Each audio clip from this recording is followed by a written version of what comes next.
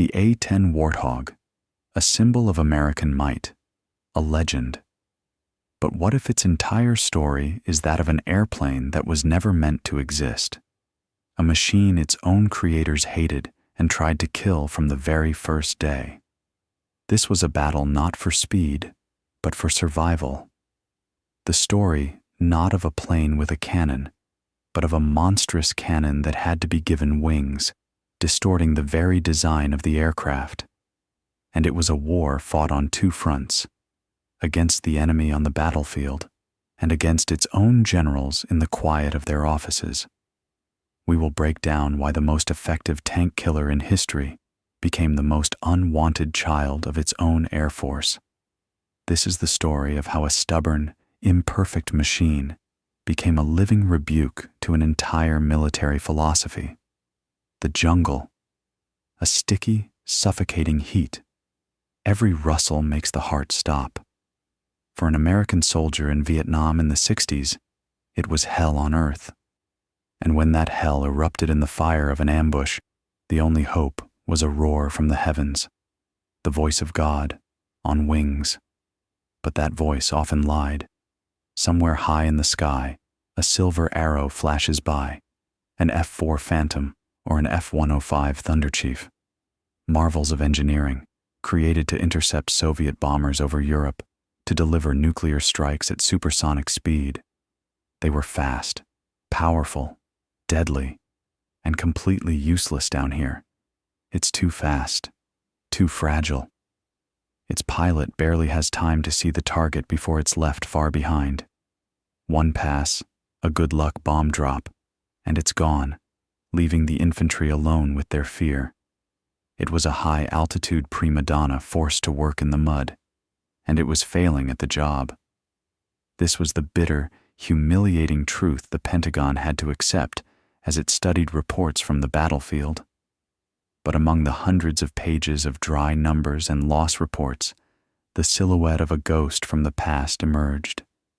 They called it the Sky Raider, the Douglas A-1 Sky Raider, an old, stubborn, piston-powered mule in an age of jet thoroughbreds. It couldn't break any speed records, but it could do what the infantry needed. It could loiter over the battlefield for hours, not seconds. Its armor could stop bullets that would have torn through the fancy new fighters, and it could unleash 3.5 tons of bombs and rockets on the enemy, working like a surgeon, not a butcher. It was this steel dinosaur that became the inspiration for a man determined to break the system. Colonel Avery K., a veteran whose eyes had seen the sands of Normandy and the frozen hills of Korea. He didn't believe in one-size-fits-all soldiers, and he didn't believe in one-size-fits-all airplanes. In 1966, K led a secret study called CAS-X. His team turned the Air Force's entire worldview upside down. Their conclusion was heresy. Forget speed. Forget elegance. We need a flying tank, a machine that can survive under withering fire, a machine that can fly slow, very slow, so the pilot can see the enemy's eyes.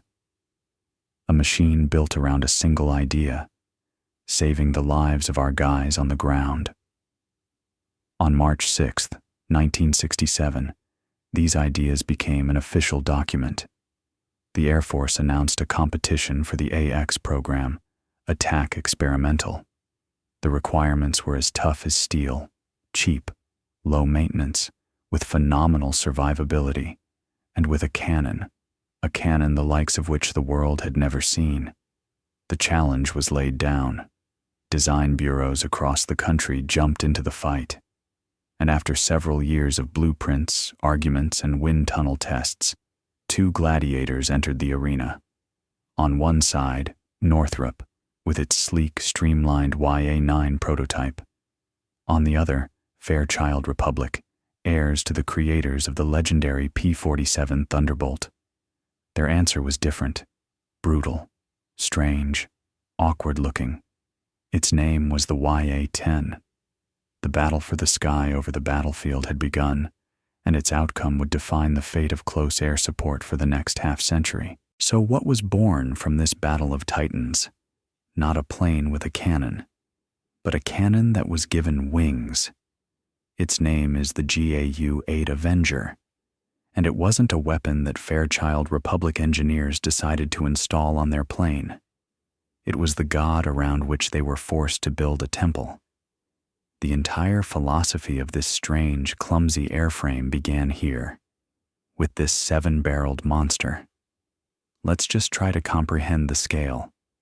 Its total length, including the feed system and ammunition drum, is over 6 meters. It's longer than a classic Volkswagen Beetle. And its weight, fully loaded, is almost 2 tons. 16% of the entire empty weight of the aircraft. This monster cannon created a cascade of seemingly unsolvable problems, and each one was solved with a kind of primal, brutal elegance. Problem 1. Recoil. It was so monstrous, almost 45 kilonewtons, that its force exceeded the thrust of one of the engines. Any other plane would be knocked off course when firing, but not this one. The engineers used a brilliantly simple solution. They didn't mount the cannon in the center. They offset it slightly to the left, just enough so that the firing barrel, in the 9 o'clock position, was perfectly aligned with the aircraft's center line. The force of the recoil hit the very heart of the machine, without pushing it off target. Problem 2. The landing gear. The massive cannon mechanism took up all the space in the nose. Where do you put the front wheel? The answer was simple and asymmetrical. Shift it to the right. That's why, if you look at the A-10 from the front, it looks so strange. It's crooked, and that crookedness is a scar left by its own weapon. Problem 3. The engines. After the humiliating experience in Vietnam, where engines mounted under the wings sucked up dirt and rocks from makeshift airfields, the solution was obvious. Raise them as high as possible. This not only protected them from debris, the high placement shielded their heat signature from ground-based missiles and kept them clear of the gun's propellant gases during firing. Around this steel heart, a skeleton began to grow, and this skeleton was built to survive. The pilot didn't just sit in a seat. He was encased in an armored cocoon, a solid titanium bathtub weighing 540 kilograms, capable of withstanding a direct hit from a 23mm shell. And if all the hydraulics failed, the pilot was not doomed.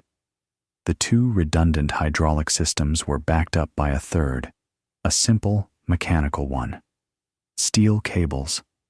The pilot could control this beast with raw muscle, like a gladiator taming a lion. The entire design screamed redundancy. 2 engines, 2 tails. With a grim certainty, Fairchild Republic engineers designed it to be able to fly with half a tail missing, with 1 engine working, and even with a piece of its wing gone. And so, at the Edwards Air Force Base test range, this ugly gladiator met its graceful rival. The YA-9 looked like a jet plane should. The YA-10 looked like a mechanic's nightmare. But the Air Force had to choose: elegance or brute force, speed or survivability. On January 18, 1973, the choice was made. The Air Force chose the Warthog. The era of the flying cannon had officially begun. The era of the flying cannon began, and then it stopped. This engineering masterpiece of brute force was born for one specific war, a war that, thankfully, never happened. For decades, squadrons of these strange angular machines were based in foggy England, at air bases like Bentwaters. Their pilots practiced the same scenario over and over, a dash across the plains of Germany to meet the steel avalanches of Soviet tanks. It was the antidote, the guarantee, and a relic of the past.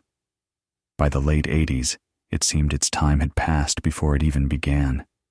The Berlin Wall fell, The Cold War ended not with the thunder of battle, but with the quiet stroke of a pen. And the Warthog, this highly specialized tank killer, began to look like a knight in shining armor at a disco party. Impressive, but completely out of place.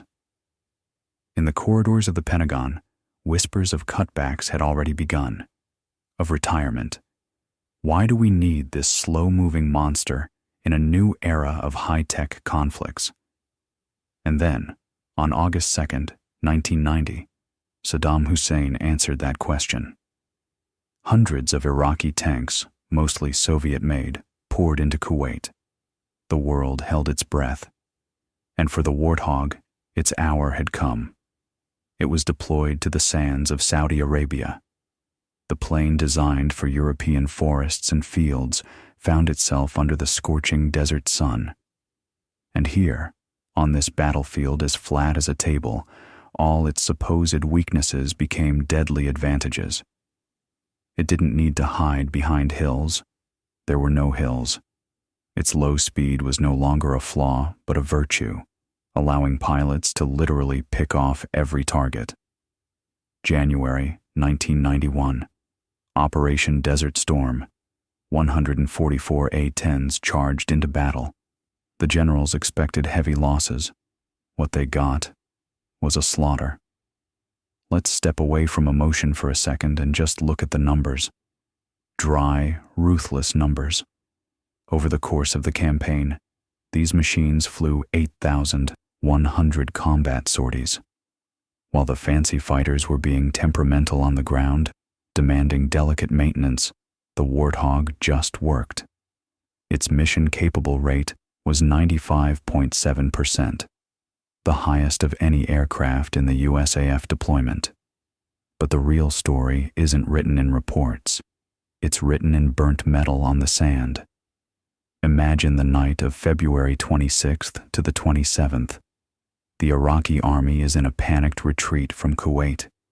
Tens of thousands of soldiers and thousands of vehicles have clogged Highway 80, turning it into one giant traffic jam. The trap was sprung. What happened next went down in history as the highway of death. Under the cover of darkness, hell was unleashed on that column. And that hell had a distinctive, unmistakable sound. The Warthogs worked methodically, coldly, like reapers in a field. The first strike hit the head of the column, the last hit the tail, and then the systematic destruction of everything trapped in between. It wasn't a battle. It was an extermination.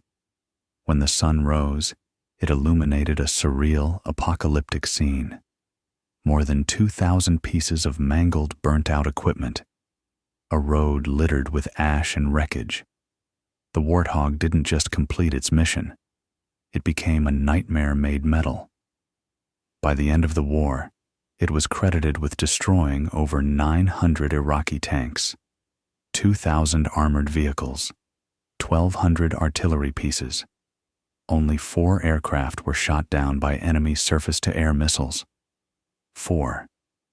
The entire philosophy built into it decades earlier had been tested by fire.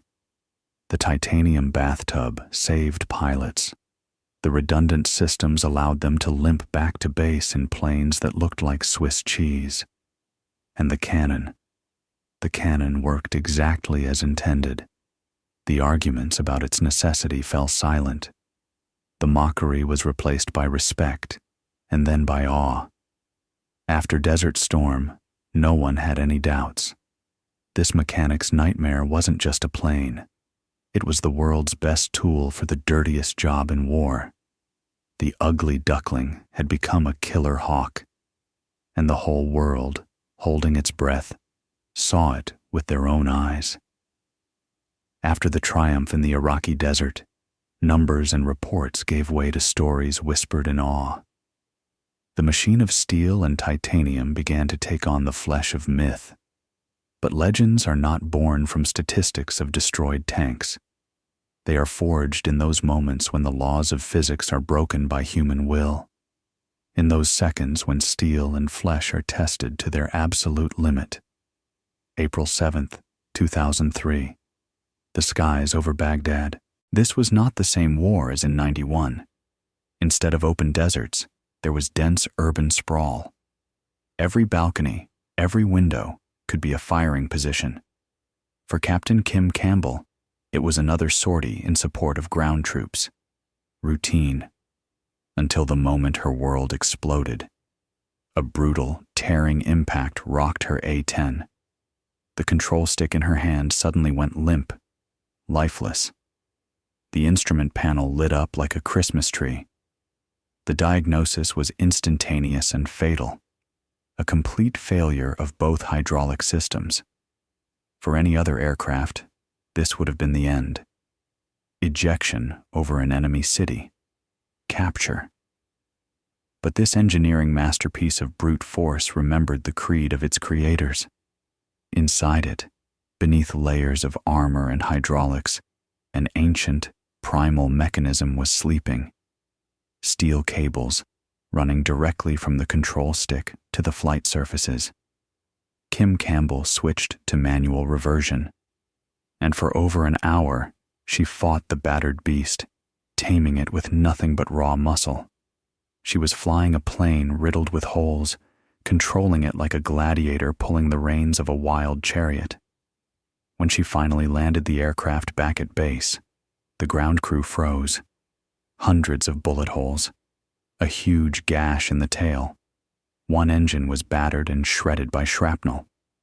But the titanium bathtub, the pilot's bathtub, didn't have a single scratch. And this wasn't an isolated incident. Pilots returned from the Gulf War in planes with 300, 400 holes in them. They flew with half a tail missing. With holes in the wings a person could climb through. The machine refused to die. But what turns an effective machine into an icon? Not just its toughness, its voice, that sound. Brrrrt. It became the plane's signature, its audio trademark. But it's not just the sound of a rapid-fire cannon. The physics of that sound is a poem of violence in itself. The thing is, the Avenger's 30mm shells travel towards the target at supersonic speed. They outrun the sound of their own creation. For a soldier on the ground, this means something completely surreal. First, he hears the enemy tank or truck being torn to pieces, the impact explosions, and only a split second later does that roar from the heavens reach him. First, you hear the enemy die, and only then do you hear the voice of the Reaper himself. For Iraqi tankers, that sound was the last thing they ever heard.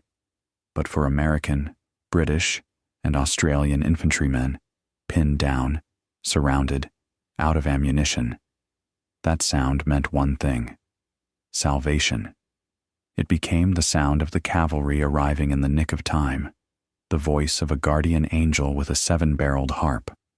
The phrase, "cleared and hot," radioed to an A-10 pilot, became a prayer for thousands of soldiers on the ground, a prayer that was always answered with fire from the sky.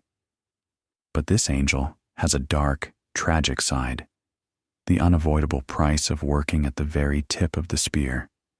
In the chaos of close combat, when the front line isn't a clear mark on a map, but the next street over, or even the wall of the same building, the line between friend and foe blurs to the thickness of a hair. On March 28, 2003, a pair of Warthogs mistakenly attacked a column of British armored vehicles. The cold, impartial lens of the onboard camera recorded the tragedy. The weapon created to save its own had turned against them. It was not malice. It was the terrible price of working in a hell where decisions are made in fractions of a second. The A-10 was built to fly low and slow, in the thick of the fight, and because of that, it was more often involved in these tragedies than others. It is a legend. But its legend is written not only in triumphs and lives saved, but also in the deep scars left on the bodies of those it was meant to protect. This is the story not of a perfect hero, but of an imperfect yet indispensable tool for the dirtiest job on earth. The triumph in the desert was deafening, but the echoes of victory fade quickly, and while legends of the Warthog's survivability were passed from person to person, the world around it was changing relentlessly. The era of tank armies marching across open plains was fading into the past. A new kind of war was taking its place, asymmetrical, a war with no front line, where the enemy hides not in a trench, but in the window of an apartment building, where the target isn't a tank, but a pickup truck with a machine gun, lost in the bustle of a city market. In this new, complex world, the old Warthog began to seem blind. Take a look inside its cockpit from the 90s. It's a chaos of analog dials, a forest of toggle switches. To drop a bomb, a pilot had to look down, find the right switch, set the parameters, and then look back up at the target. Seconds, precious seconds that, in close combat, cost lives. It was a brutal hammer, but the world increasingly demanded a scalpel. And then, in 2005, the unthinkable began. Not a repair, not an upgrade. In essence, it was a soul transplant. The program was given the dry name, precision engagement. But behind those words was a true technological revolution. Engineers took the old, proven airframe of titanium and steel and implanted a digital nervous system into it. The A-10A model died. Long live the A-10C.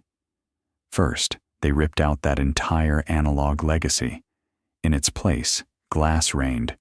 2 5x5-inch multifunction color displays.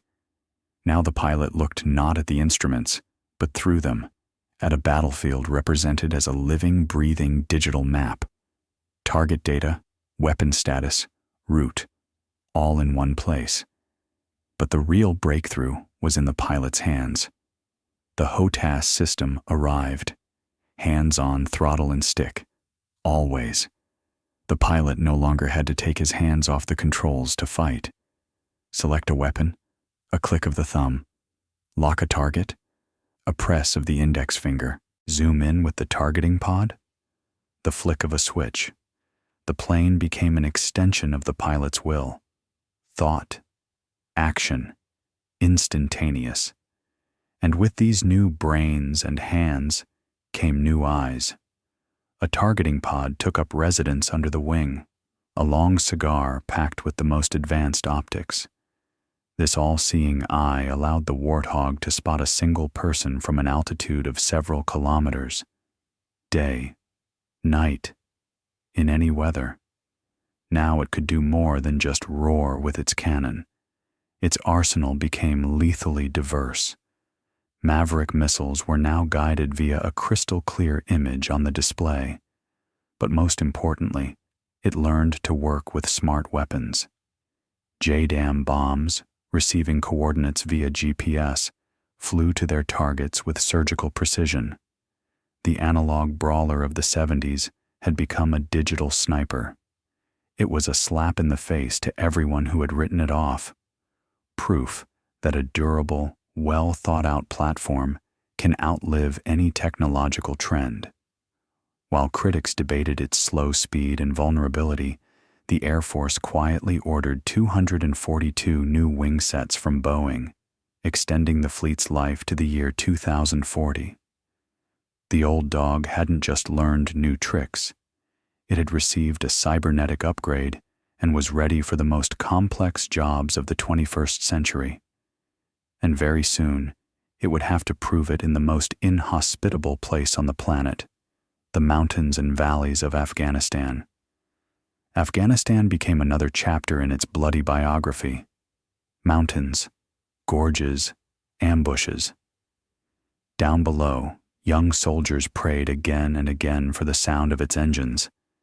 And this cybernetically enhanced digital sniper answered their prayers with ruthless precision. But while its shadow glided over the Afghan rocks, thousands of miles away, in the sterile offices of Washington, a death sentence was being prepared for it. The Warthog's most dangerous enemy was not behind enemy lines.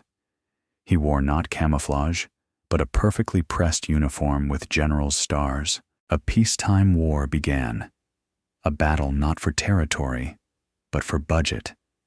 And the battlefield was not the desert, but Excel spreadsheets and PowerPoint presentations. In one corner of the ring, the leadership of the United States Air Force itself. The voice of this offensive was the Air Force Chief of Staff, General Mark Welsh. His verdict was cold and simple. In a future war against a peer adversary, the Warthog is a dead man walking, too slow, too visible, blind to modern missile systems like the S-400. It's an analog fighter in a digital age, a relic doomed to die in the first few minutes of a serious conflict. And this verdict had a specific, tangible goal: the holy grail of the 21st century Air Force, the F-35 program. This was a different philosophy, a different religion. The F-35 is not just a plane, it's a flying supercomputer, a Swiss Army knife made of stealth composites, capable of doing everything at once, and it was priced accordingly. Every retired Warthog wasn't just savings, it was freed up mechanics, pilots, and most importantly, millions of dollars that could be redirected to the costly program of the future. A bureaucratic blitzkrieg began, but the old veteran found powerful allies. In another building, under the dome of the Capitol, sat people who read not just the general's reports, but letters from soldiers. And the fiercest defender of the Warthog was a man who knew firsthand about the sky, war, and captivity: Senator John McCain. For McCain and his supporters, this was not a question of technology. It was a question of duty. They weren't listening to the generals.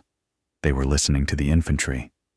And their arguments were carved from the granite of reality. Yes, the F-35 can do everything, but can it loiter over a battlefield for hours, taking fire from everything that shoots, and rain down a hail of 30mm shells? And then the numbers were laid on the table, and they were damning. The cost per flight hour for an A-10, $22,500. For an F-35, almost $42,000. For the same money, the Warthog could fly almost twice as long to cover the guys on the ground. The battle raged. Air Force generals drew scenarios of future wars against high-tech adversaries on their charts. Congressmen read reports of actual combat in Iraq and Afghanistan. Years passed, and the Warthog clung to life, surviving from one budget cycle to the next. And then, in 2022, this theoretical dispute from the Pentagon corridors burst into the real world with the roar of artillery and tank engines. Russia invaded Ukraine. And suddenly, everyone saw the war the A-10 was born to fight. Endless columns of armor on the roads, artillery duels, a front line drowning in mud. From Kyiv came a desperate plea: give us the Warthog. Give us the tool created for exactly this job. But Washington hesitated. The Ukrainian sky was saturated with the very air defense systems the generals had used to scare Congress: Buk, Tor, S-400. To send the A-10, there would be to test the main argument of its opponents in practice. To turn Ukrainian pilots into test subjects who could pay with their lives for the answer to the ultimate question: was General Welsh right? And so the old attack plane, unwillingly, became the center of a global dilemma. A proven, cheap, and deadly tank killer, desperately needed, or a slow-moving target, doomed to burn in the skies of the 21st century. The battle for its life entered a new, most dramatic phase, and its outcome was being decided no longer in the quiet of offices, but under the fire of a real war. After decades of political battles, after all the arguments in sterile offices and desperate pleas from the battlefield, the curtain began to fall. The budget battle was lost. The decision was made. The signature was affixed. Period. In the budget for the year 2024, a line appeared, as cold as a surgeon's scalpel. Retire the first 42 aircraft. And now, one by one, the first of the decommissioned Warthogs are making their final flight. Their route does not lead to a combat zone, not towards enemy tanks. It leads home, to Davis-Monthan Air Force Base in Arizona. The place where their legend was once born now becomes their final resting place. Here, under the merciless sun, lies the world's largest aircraft boneyard. They come in for landing, one after another. Their engines, which saved so many lives, fall silent, forever. Technicians seal their cockpits and nozzles with a white protective film, as if wrapping them in shrouds, and the ugly but fearsome attack plane becomes a silent white ghost, frozen in endless rows of other retired warriors. So, is this the end? Just a rusting monument to a bygone era? No. To understand the legacy of this plane, you have to stop looking at it and start listening to those for whom it was built, those who lay in the dust and mud, counting their last rounds. Ask any infantryman who was ambushed in Iraq. Ask a Marine pinned down by fire against the rocks of Afghanistan. They won't tell you about the cost per flight hour or its vulnerability to an S-400. They will tell you about something else. They will tell you about the feeling of absolute hopelessness, when the enemy is everywhere, when death is only a matter of time. And in that moment, through the roar of battle, you hear it. It's not the elegant roar of a fighter jet. It's a low, guttural hum from two stubborn engines that seems to come not from the sky, but from the earth itself. And you look up and see that silhouette, ugly, angular, with wings as straight as a glider's. It's flying slow, incredibly slow, like a predator in no hurry, because it knows its prey isn't going anywhere. It doesn't just fly over you. It stays. It circles the battlefield like a guardian angel in titanium armor, absorbing information, studying every enemy trench, every muzzle flash.